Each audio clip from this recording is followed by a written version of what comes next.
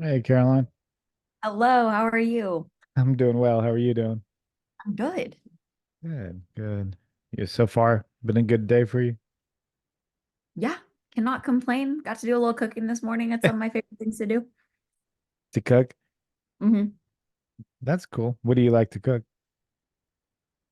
It depends. So my newest fixation right now is that I got a bread maker and I make my own bread, which is so fun.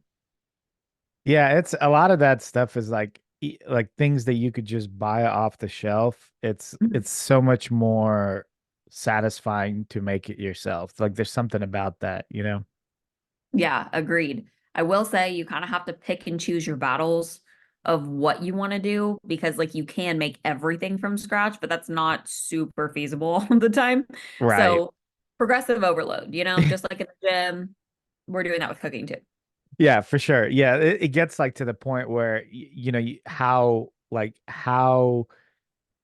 like basic do you want to get? Like at what level do you want to start with? I mean, you can make it from scratch, but then it's like then you're like spending all your time basically just making food and it's a long, it's a process. And then, people used to do it, but with the busy lives that we lead, it gets difficult, you know. Yeah, for sure. Yeah. Well, first and foremost, I'd like to thank you for coming on the show. I greatly appreciate it. Yeah, thank you so much for having me. Yeah, yeah, I'm excited to have you on. I was gonna ask you, and it's kind of like the first thing that I generally ask people when they come on. How did you get involved in fitness and training? Was that something that you've, always been a part of your life, or was there a moment where you kind of crossed that, bridge?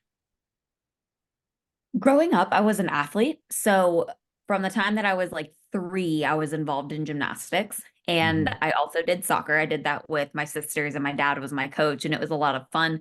And up until I was like 8, I did both soccer and gymnastics. And then I decided to start competing in gymnastics. So I competed in that for a couple of years, and then I was a competitive cheerleader. So it's always been something that's really been part of my life. And then in high school, I stepped away from cheerleading and this whole it was a process, right? So I stepped away from cheerleading, but at the same time, I also got mono. And that was also when I unbeknowingly had Hashimoto's disease triggered. I Oh, just got wow. diagnosed with Hashimoto's disease a couple of weeks ago, but doing the whole like recall, that's ultimately where it stemmed from, which caused me to gain some weight.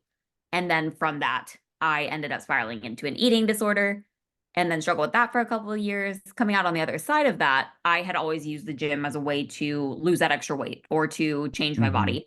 And that's when I discovered bodybuilding. And I would do Whitney Simmons workout videos in my basement with my dad's little dumbbell set that we had. And that's how I taught myself to lift weights, which then helped me heal my relationship with food because I needed to eat more food in order to build muscle.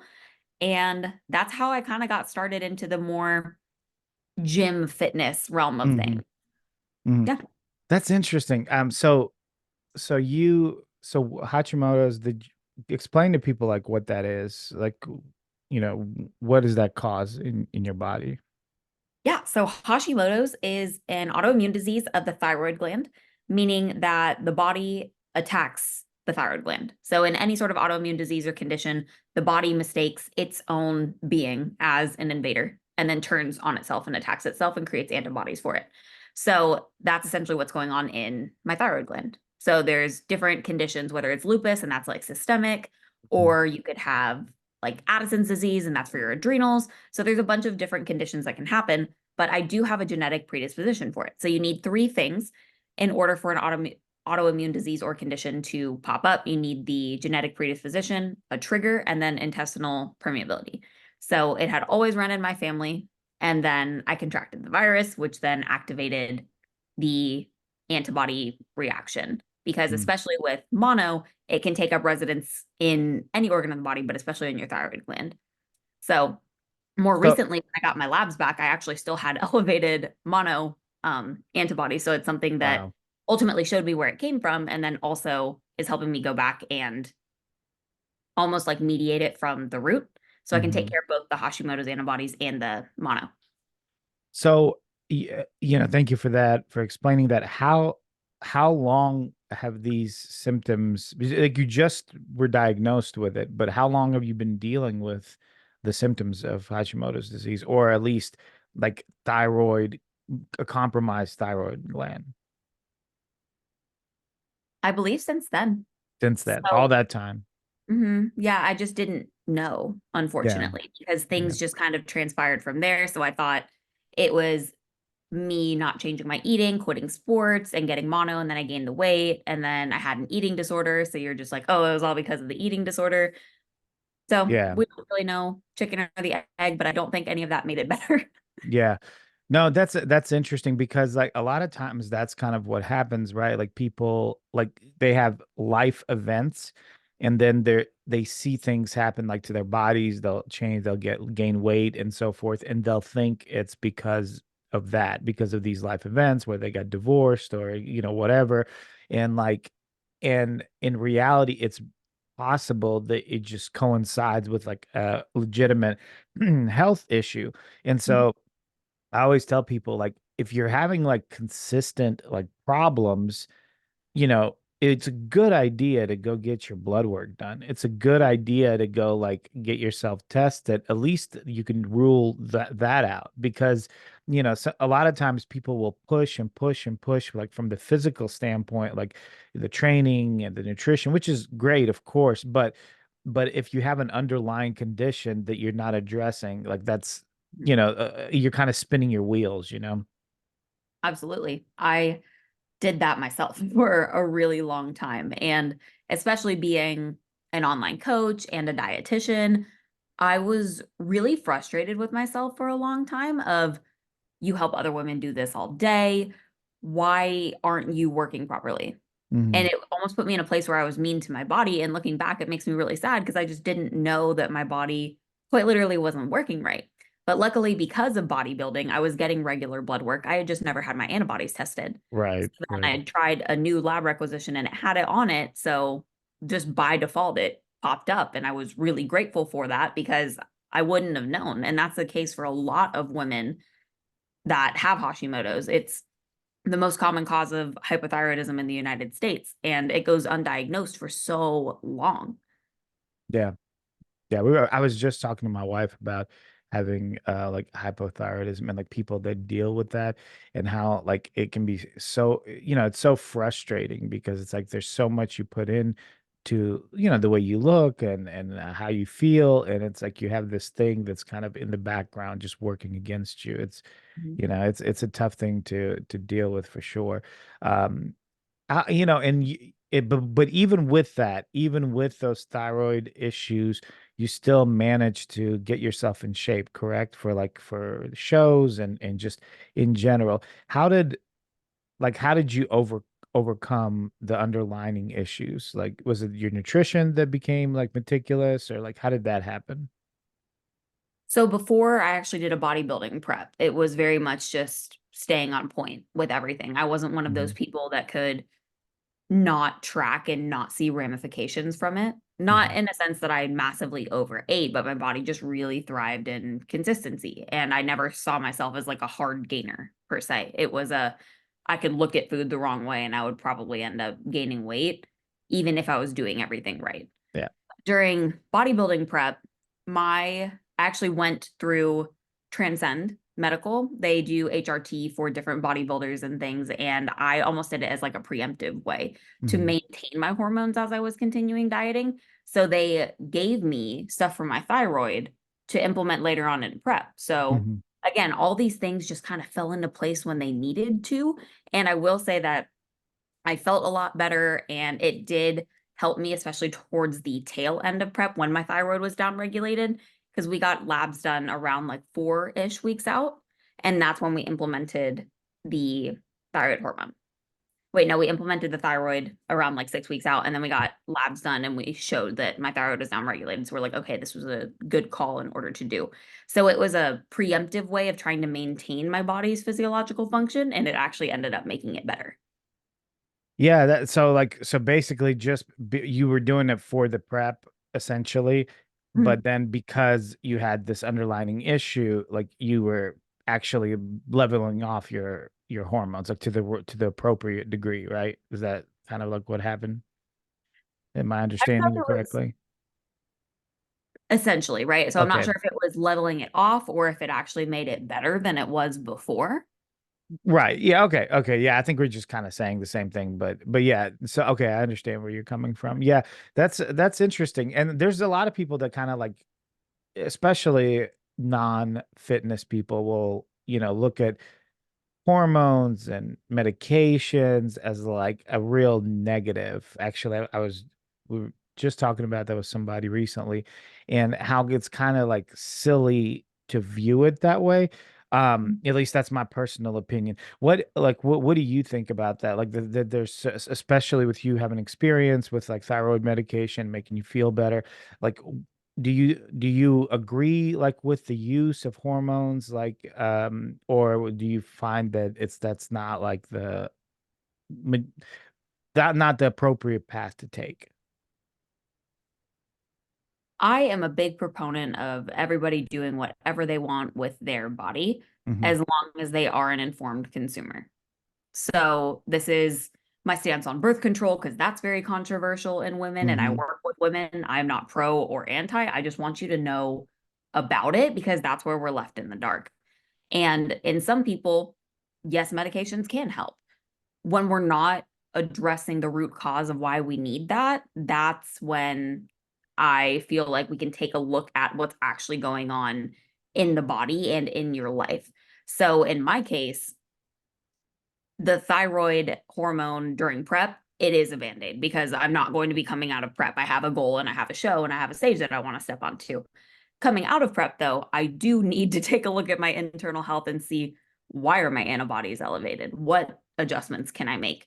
Why are my adrenals downregulated? All of these things need to be addressed. And you can only keep slapping a band-aid on it for so long before the cascade is going to continue to happen. So as Hmm. long as you're being responsible to yourself and your body, yes, it can be really beneficial because as a dietitian, I take really great care of my body, like better than most. And Hmm. that's why it was frustrating when I got that diagnosis and I do need the thyroid hormone. Like, what about my body? Like, why? If I take such great care of my body, Hmm. why? But if I'm Yeah. already doing all of these things for myself, it's only putting me in a worse position if it's something that my body truly needs to just be shaming myself for it. Sure, sure.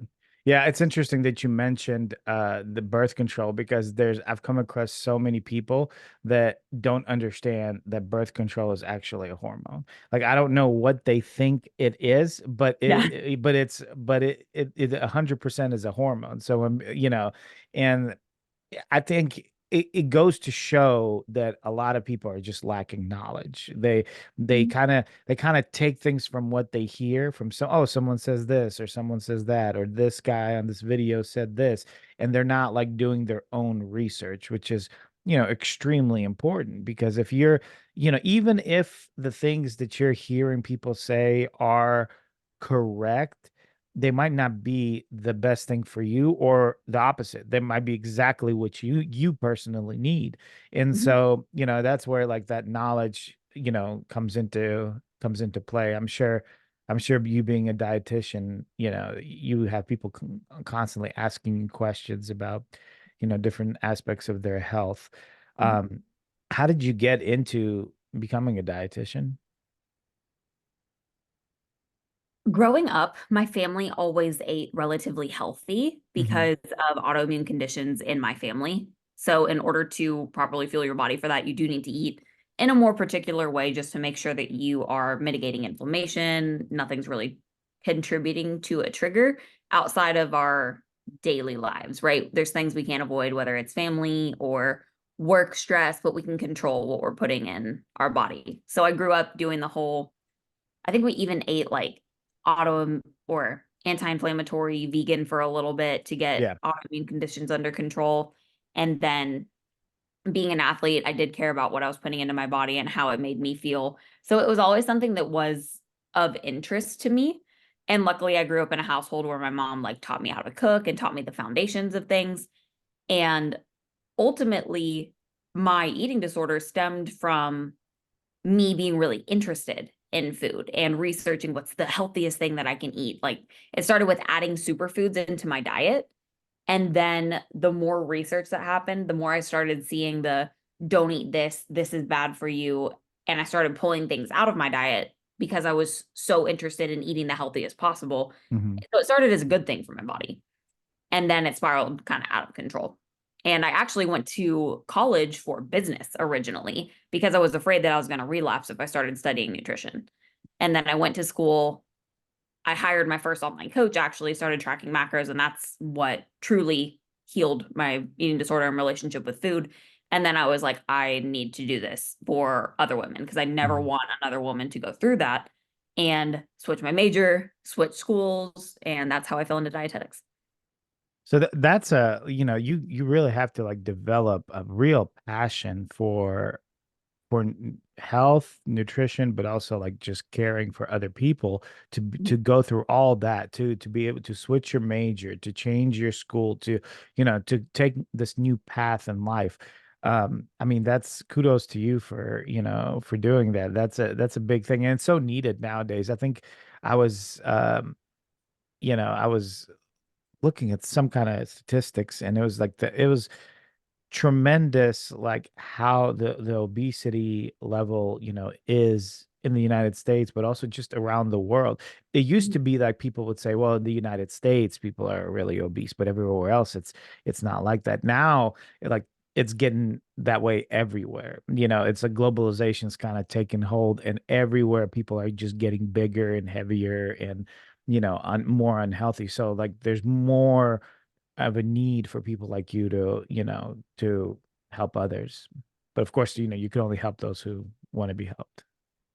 For sure. And to be honest, I just don't know if everyone's been given the same chance Hmm. because it does, even the nutrition information that we're seeing now, it's very one-sided. There's Hmm. different cultures, there's different ways of eating, there's different ways to give the information, whether someone's a visual learner, they like to actually learn hands-on, if they learn through recipes. So there truly is space for everybody to contribute to the greater good. You might just have a message that hits home for somebody versus my Hmm. message.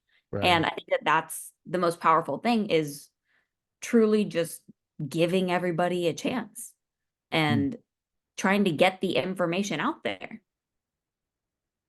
Yeah, agreed. What do you think that you talking about that made me think of a question? What do you think the biggest issue for people are? And I think about myself when I wanted to lose weight, and sometimes it was different aspects in my life that made it difficult. But do you think it's willpower? Do you think it's the lack of knowledge? Like what do you think the main, or maybe even with your clients, like what as a whole you see like the biggest obstacle to people getting in shape?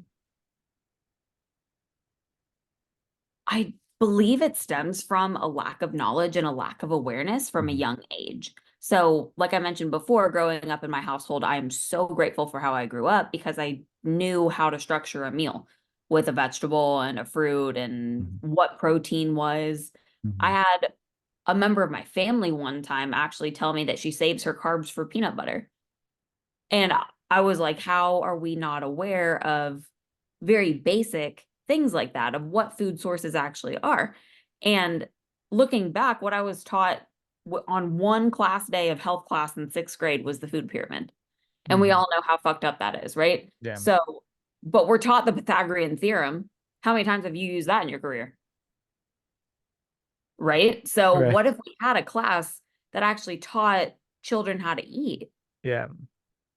And Yeah. there are different places where even families can go.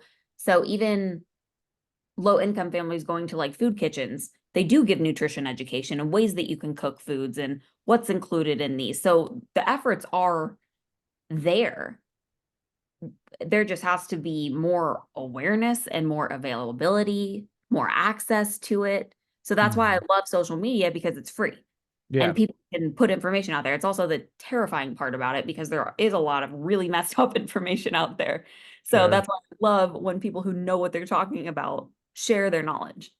Yeah. I think social media is like the big game changer, right? From in the past. people that we went from like having no information to just like floodgates opened, and the information is just everywhere about anything. And, it can make it difficult for people to pick the right sources, which is why I think it's important to have to collaborate and promote people that are good sources, because there's so much the bad sources are getting promoted no matter what, because it's like sensationalized, right? But usually like the good things are not as sensational, they're not as sexy, they're not as like, so people aren't as attracted to it, and that's kind of what I run into when people talk to me about like nutrition. The answers that I give them, I can almost look at their face, and while I'm giving them the answer, I can see them like get a little sad, because they were hoping that I would tell them something wild, and it's like, but instead I'm like, oh, well, just, be consistent, train hard, do this, do that, like these basic things, these fundamental things. And I think most people, because they're conditioned for sensationalism, they don't necessarily like to hear that. They think that's not real. But in fact, like from my experience, the fundamentals is everything, and then you can just build on top of that. Absolutely. It's telling someone to eat a vegetable and then getting upset because it wasn't a supplement. Right, right, exactly, exactly. That's the thing. It's like people will give up their their food for supplements, and it's like the name itself is already telling you what it is. It's a Mm. supplement. You supplement with it. You don't replace, your food with it. And so, but yeah, but it gets funny like that sometimes. And you have to kind of understand that like people, they just don't know. Like back to your point about knowledge, sometimes people just don't know, especially when they're new and they're getting into, the fitness game and the fitness industry or the fitness lifestyle. They're just like sponges, and it's really helpful for people like you to be able to, you know get to speak with them, or coach them or train them at that early age, because that's when they're going to be able to absorb all that good knowledge, because it's hard to restructure somebody after they've already like been doing things the wrong way for a long time. I mean, it's possible, but it's hard. Yeah, for sure. So to pivot like into your competitive career, when did you do your first NPC show? This last year, actually. Oh wow. Okay, so you're really new to the competitive scene. So Yes. how was the prep? How did you feel? How did you feel about the competition, and where did you compete too? I competed in Arizona at the Whitney Jones Classic. Okay, yeah, And I'm familiar with that show. yeah, beginning of October. I loved the entire process of prep, of bodybuilding. I love tracking my macros. I love data and just being a dietitian. I'm a super nerd for the human body. So I just love being a human like science experiment the whole time. So that was my favorite part about it. And there's something that's so powerful about showing up for yourself every single day and you don't get to miss. Like Mm-hmm. you have to show up and you have to go all in on yourself for that period of time. So it can be a massively transformational 6 months when you can just like commit to yourself and you can show yourself what you can truly do when you do that. Yeah, that's amazing that that you decided to do that. I think I'm always excited when people start competing, because it's such a like a fresh and just new thing in your life that like can really like give you like a lot of joy and happiness. How did what did you, since it's your first show, it can be a little strange to ask this, but what did you want to improve on like during this prep? Even though I know it's your first prep, was there something that you were like looking to, to grow, or like are there certain aspects of your physique that you were wanting to better before you step on stage? So at the end of 2022, actually, we had completed a dieting phase and then we went into a 6 month growing phase before the prep. And the goal there was to build my glute med and then also my delts. And we put on a decent bit of size there. I Hmm. will say that when I dieted down, I definitely wanted more. So that's going to be my goal going into my next growing phase, is just so much glute, so much delt. I mean, we know it's bikini, right? Like that's what we Right. are looking for. But it was really cool to see, again, what you can do when you really just like go all in on a growing phase and how much Mhm. you can truly do in a short period of time. How did you like on your growing phase, did you gain a lot of weight or were you like like what's the weight differential between your growing phase and like your stage weight? I don't know if you remember those numbers, but So coming out of my last dieting phase, I got to like 118. And hmm then peak growing phase this year, I was probably like 137. okay. So yeah, so that's good. That's a good range, to have for a bikini competitor for sure. Yeah. And then my stage weight was 109, 110 for my first show, and it Mhm. was 105 for the second one. Yeah, good. Yeah, those are solid numbers. One of the things that like really kind of irritate me, it's a pet peeve of mine, is when people go in the off season and they gain like a ridiculous amount of weight and Mhm. claim progress. And I'm like, no, you're just getting You're fat. You're just just putting fat. on body fat. Yeah. So it's like there's a level where you want to kind of cap that. Like you don't want to just keep getting bigger and bigger because my thought process on it is eventually you have to cut all that body fat down and it's very, it can be very difficult for a lot of people to get to that lean physique after gaining so much weight.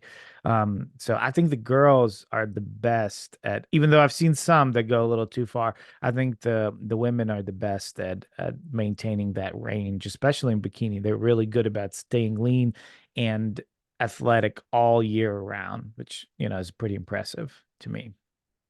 It is for sure. I do think it is a double-edged sword though, because I do find bikini competitors that'll come back and compete every year looking for that NQ or looking for the pro card, but they never actually took enough time off or did truly eat enough food in order to grow. Mm-hmm. And that was something that you just got to check at the door, right? I knew that if I wanted to be successful, my delts could not look like that when I got on stage. So I just had to get over myself. And there were days that I was out eating my boyfriend in order to, like every Friday, I would order 3 sushi rolls. And I'm telling you, that thing was like 5 pounds. And I would sit there until I completed the entire thing. And it was uncomfortable. I was And gonna ask you that. How did you feel eating that much food? that's just the price you have to pay if you're going to grow. Honestly, like you don't have to, again, gain a ton of body fat because you have to remember it's got to come off at some Right. point. So as long as you're keeping it in check. But if you have been eating a low amount of food for a while, your hunger's downregulated, you don't have normal hunger cues, you're going to have to train your body to eat more again. And you're hmm going to have to get creative in order to do it. And if you really want to put tissue on, you're going to have to do that for longer than a couple of weeks. At Right. Beyond Built, we don't put people into a growing phase for less than 6 months. But Right. that's how Right. you actually look different the next time you diet. Yeah, you need a decent amount of time. Whenever I get people into their off season or growing phase, as you're saying, it's like you need a decent amount of time because muscle, not only does the muscle have to grow, but then it has to like kind of become, to speak it in a non-scientific way, it kind of become a part of you. So it's like, when you gain new muscle, it quickly can dissipate if you don't keep it for a long amount of time. So it's like if you gain it and then you start cutting, you're going to lose it really quick. But if you've had it for a little bit, it can stay on there even when you cut. So, and that's a big thing. So, yeah, so that's interesting. So your first show, you did that. So now, like, what's the plan? Are you going to continue competing? Are you looking to, for your pro card next year? Like, what are you thinking? Competing is something my goal is a pro card. hmm And I'm still processing the Hashimoto's diagnosis because if hmm you do continue to go and have that unregulated, untreated, in the event that I went into a flare up again, into a really stressful time, which would be prep, I am at a higher risk to develop another one. Yeah. And I don't really want like lupus or Addison's disease or even like celiac disease. So that's something that I'm still digesting in my brain. If I did step on stage, it would not be any sooner than probably 2026 Hmm. because I do genuinely need that much muscle and you Hmm. just can't rush it. Yeah. So, first order of business is to get Hashimoto's into remission and see how I'm feeling. Yeah. Really, And go what from I've there. discovered in all of this, especially with like talking about my story and where I've come from and stuff, is to be of service to other people and helping other people with their personal journeys. I'm putting my first clients on stage myself next year. Like that's going to bring That's me so much. exciting. I love helping people with their personal health. So I love the personal fulfillment in my journey. And if I was able to get a pro card one day, I would be so ecstatic. Never Hmm. say never. I'm just also being responsible to my long-term health by saying never say never. I mean, that's a smart decision to make. You definitely don't want for for competing, you definitely don't want more like health problems, that's for sure. And if you're at a higher risk, like that makes sense totally. And I would think it would be silly to not do it, the way you're doing it because that's smart. That's a good way to, to look at you look at your life sometimes with bodybuilders they kind of only look at like bodybuilding and then Mhm. everything else kind of is off to the side, but life doesn't work that way. You kind of have to look at your life as a whole. And so yeah, I agree with you. Well, the person that really puzzles me and kind of gives you a little bit of encouragement too, but is Chris Bumstead. Chris Bumstead is besides just being an amazing competitor and all that, he's also has an autoimmune disease. I forgot exactly which one he has, but and so he's been competing quite a few years with it. And that's part of like people keep pushing him to try to go to open, and then he's like, I don't want to do that because I don't want to push the envelope and I have, you know, autoimmune disease. So like yeah, looking at him, it's like you can see that it's possible, but every person is different, and medical conditions are different. So like and they affect people differently. So you have to make a decision like for yourself, specifically. So Yeah, yeah, I agree. absolutely. I do know people that compete with autoimmune conditions all of the time. Hmm. So it does give me a lot of hope. And I do love, love, love bodybuilding. So again, it's not something that I want to say, oh, just like never again. But some bodies are just touchier than others. Like Yeah, some women lose their period when dieting, some people keep it all the way to stage day. So it really is just dependent on the individual. And then you also, again, like you were saying, you have to look at the whole person. So you have to look mhm, at the lifestyle, you have to look at all the other factors that go into it.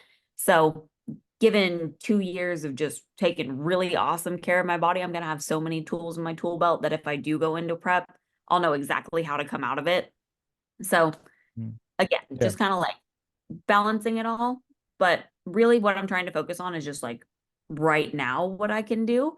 Because thinking of stepping back on stage right now is kind of heartbreaking because I'm not even able to train right now while I'm mm, I'm working on just like adrenal fatigue and taking care of my body, restoring hormones coming out of prep.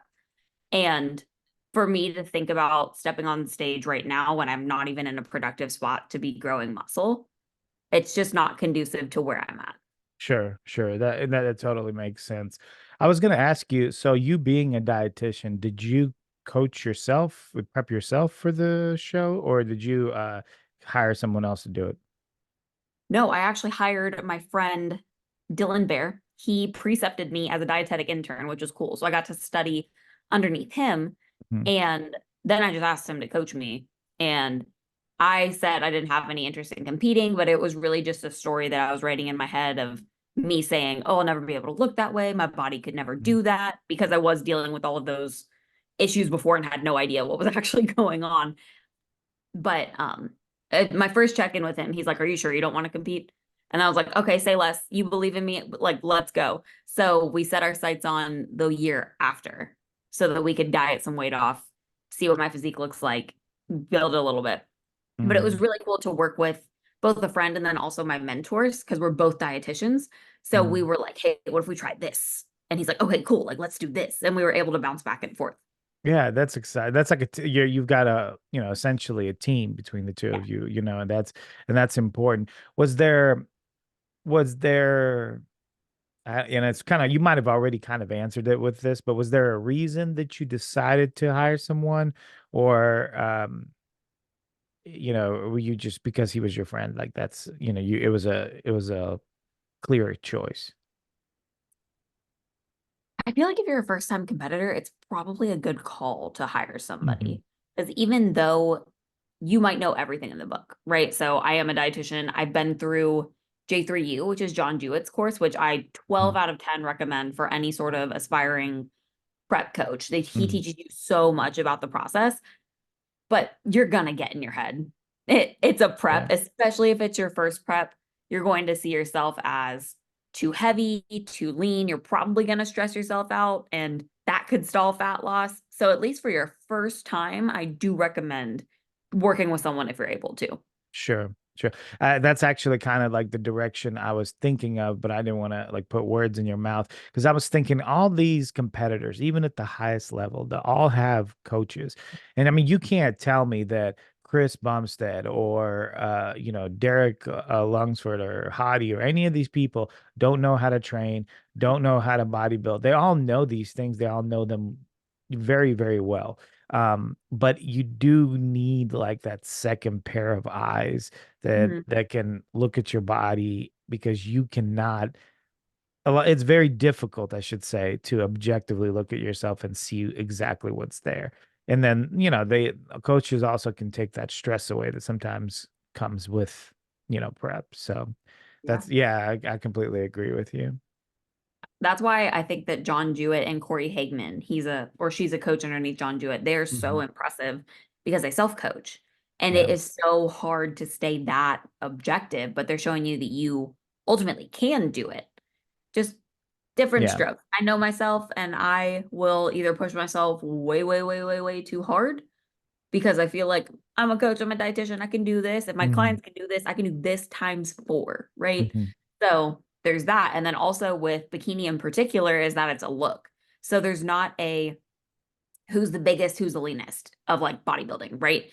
Right. It's a shape, it's a fullness, it's what does your physique look like and what is that peak physique and how does that fit the criteria? So there's Hmm. so many different variables that can go into it, which is why I love bikini and I'm so excited to have my clients step on stage in bikini because Hmm. I love it.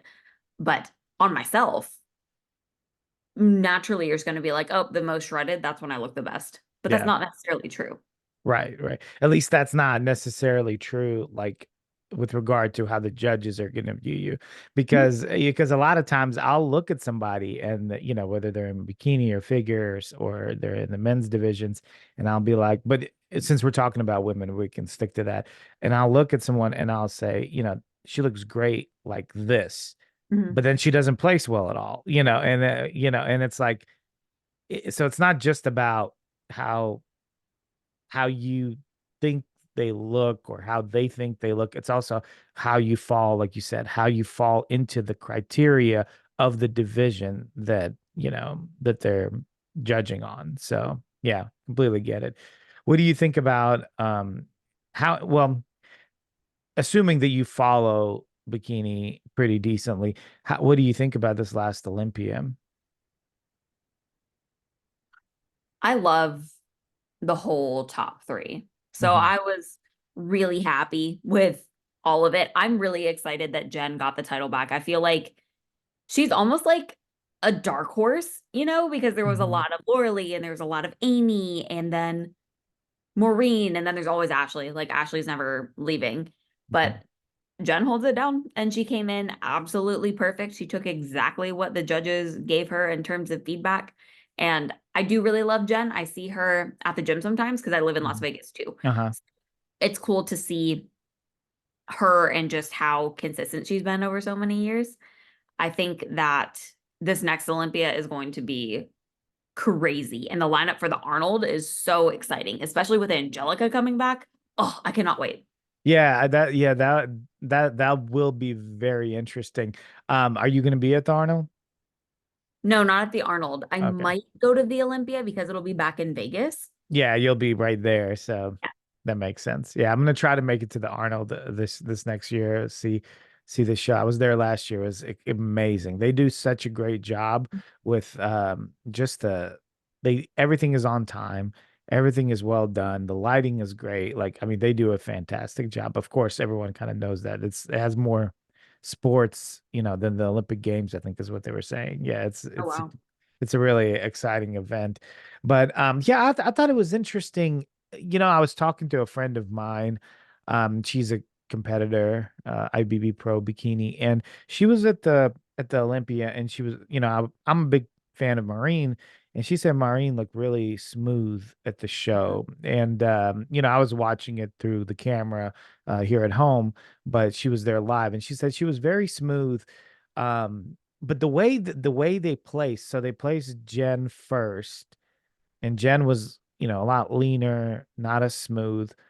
Then they placed Maureen second, and then they placed I can't remember who else after Maureen came in, but I remember that I thought they were on the leaner side, just like Jen. So it's weird how they like sandwiched Maureen, who was smoother, in second place. So it was hard for me to understand like what the judges were rewarding. They obviously rewarded, Jen because they gave her the title, but then they put Maureen, who was smoother, on this in second place, and then some other people who were on a little bit on the leaner side after her. So I mean, I don't know if they were just like giving her the benefit of the doubt of being a champ from last year. I don't know if there was other aspects of the other girls that were on the leaner side that they just didn't particularly want to reward. There's a lot that goes into that, but I always try to figure out like how these judges think, and it's Mhm. sometimes it's hard to know. But Adam Bonilla, his name is Coach Adam, does a Mhm, phenomenal job at breaking down different shows, and he did an Olympia breakdown. mhm. And so it was Jennifer Dory, and then it was Maureen, and then it was Ashley Kay. Yeah, And that's right, Ashley. so Ashley was probably the leanest of all three of them, but that's the look that they like on her that fits the bikini criteria. Hmm. Whereas Maureen, she's even said on podcasts before that she can't get shredded because her skin physically won't do that. She has this beautiful, smooth skin. So even if she is in stage lean condition, you're probably not going to see striations on her. So it's not necessarily whether they were rewarding a more like a full look or a more shredded look. It's what best fits the bikini criteria on that person's body. Hmm. And that's why it's so interesting, but also why it's so inclusive of a division because there is a best look for every single person. Hmm. That being said, there is genetic favoritism that can go on, not in a sense that like the judges are showing favoritism, but like you do want a nice wide clavicle, you want a tiny waist, you want wider set hips, and not everyone's born with that. Yeah. Like a lot of people can do a good job at building it out if they do commit to it, Hmm. but you're looking for balance. And a big word that they were saying this season in particular is shape. Like, do you have that bikini shape? Yeah. That's so like it's intricate, but one of the things that you mentioned is that so inclusive, and I feel, and the fact that they're looking for the best physique on each individual person. I also think that is probably why bikini can be so exciting, because you don't get it's very difficult to stay the champ in bikini for too long. And Mhm. sometimes with a lot of, although now like with men's open, it's kind of a little bit changing, but by and large, a lot of divisions can keep the same Olympia champ for many, many years. Bikini has never been like that. I think Ashley won three, and I think that's the highest Mhm. amount of defending the Olympia title in bikini. So it's not much. And so like that makes it very exciting, because going into Olympia, you actually don't know, who's gonna win. So it can be like a really exciting show. At least that's my view of it. I agree. And I think that men's physique is on the come up with that too. Hmm. Because my boyfriend, he used to compete in men's physique and Hmm. it's the bikini of the men's level, right? It's not as entry level as bikini because Yeah. now a good men's physique, it'll take you at least 5 to 7 years to get like big enough, unless you have just like genetic outliers and Mhm. you have that shape. But it's cool to see it kind of like flip-flopping. And I think I almost cried when Ryan Terry won. He was so deserving. And to see somebody work so hard at something for a decade, over a decade, but like Yeah. him competing at the Olympia and to finally get it after that long, it's so cool to see. Yeah. Yeah.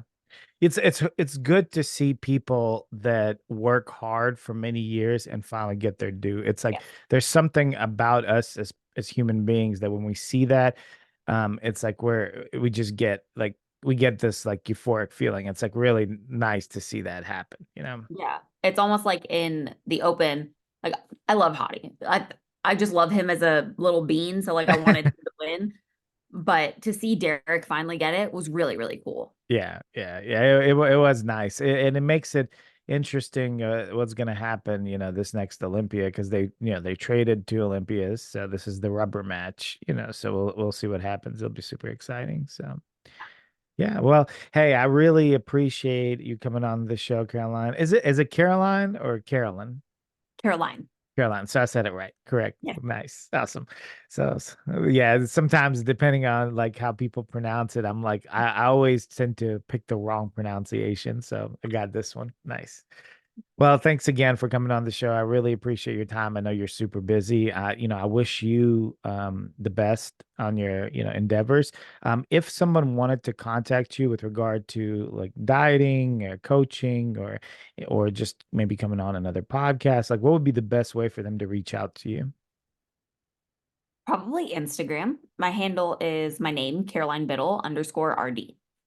Awesome. And guys, I'm going to actually link everything at the bottom so it'd be easy for you to reach out to Caroline. And again, thank you so much for your time. I really appreciate it. Of Thank you for having me. course. Take care. Bye. You too.